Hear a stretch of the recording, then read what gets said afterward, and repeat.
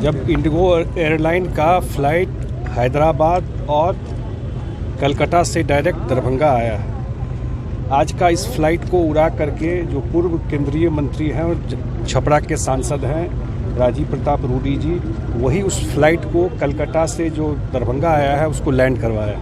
मैं भी उस फ्लाइट से कलकत्ता से आया हूँ और मेरे ख्याल से स्पाइस जेट के बाद ये दूसरा एयरलाइन यहाँ पर शुरू हुआ है।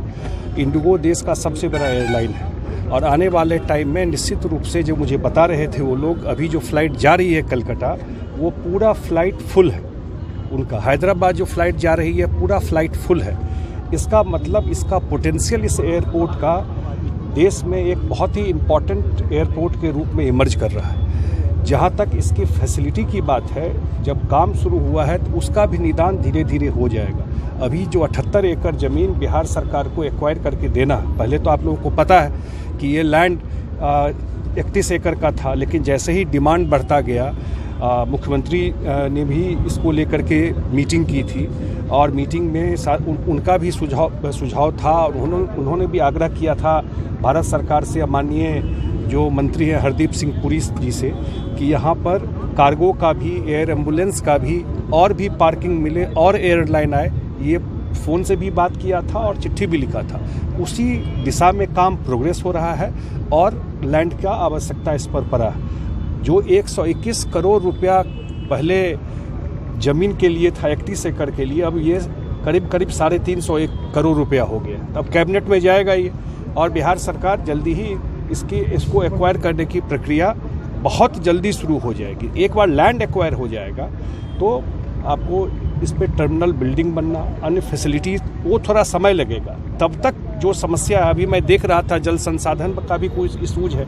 जो पूरा रोड अंदर का है 10.5 किलोमीटर, ये वो जल संसाधन का ही बांध है जो एयरपोर्ट के अंदर है। तो मैंने कहा है अभी कि भाई उसको भेजिए, इसका पक्कीकरण हम लोग करा देंगे पूरा 10.5 किलोमीटर का। तो अंदर में जितना मूवमेंट करना होगा, सिक्योरिटी का बात है, अन्य चीज़ें हैं, वो आसान हो जाएगा। ये लो लैंड एरिया है तो 10 एंटी फ्लड स्लुइस है। मैं टेक्निकल बात सब बता रहा हूँ, तो वो भी फंक्शनल रहे और ज़रूरत होगा तो और बनवाएंगे जल संसाधन से।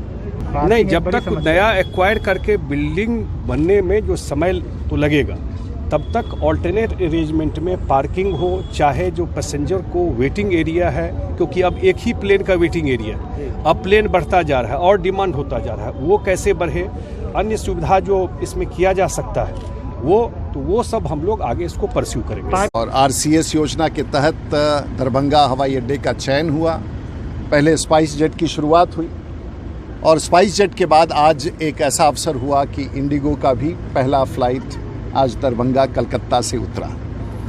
और क्योंकि औसतन हम हवाई जहाज़ के कप्तान भी हैं, उड़ाते भी हैं, तो आज एक सुगम एक ऐसा संयोग है कि आज श्री संजय झा, जो आपके कैबिनेट मिनिस्टर हैं और स्वयं मैं उस विमान का कप्तान था, और इंडिगो का पहला आगमन कलकत्ता से दरभंगा हवाई अड्डे पर हुआ।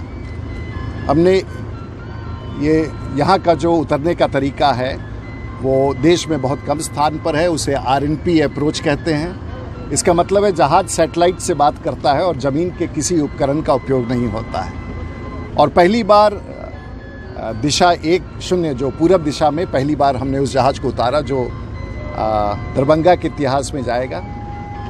एक अच्छा प्रयास, बहुत संभावना है उत्तर बिहार का ये प्रमुख एयरपोर्ट के विस्तार में। और मैं बधाई देना चाहूँगा यहाँ के स्थानीय सांसद को भी, गोपाल जी का, वो आज नहीं आ पाए, लेकिन विशेष तौर से संजय झा साहब का, जिन्होंने आज इंडिगो की सेवा का यहाँ प्रारंभ बनाया और उस विमान का मैं कप्तान था। आप सबको, इस शहरवासियों को, कि उत्तर बिहार का दरभंगा एक केंद्र बिंदु बनेगा और बन चुका है। और मैं समझता हूं कि इस हवाई यात्रा के बाद ये शुरुआत हो चुकी है। हाँ, आप वर्दी में मैं था, अंदर में वर्दी था, यहाँ उतार के मैं आया हूँ। कितने का ये? देखिए, 50 मिनट का ये यात्रा कलकत्ता से दरभंगा का 50 मिनट का यात्रा था। और हमारे साथ वरिष्ठ कमांडर शैलेश थे। जहाज़ में लगभग 53 यात्री थे। बड़ा अच्छा था। पहली बार कोई सांसद एक विमान का कप्तान दरभंगा उतरा हो, तो शायद इससे बड़ा एक त्यौहार और खुशी का मौका और कुछ नहीं सकता।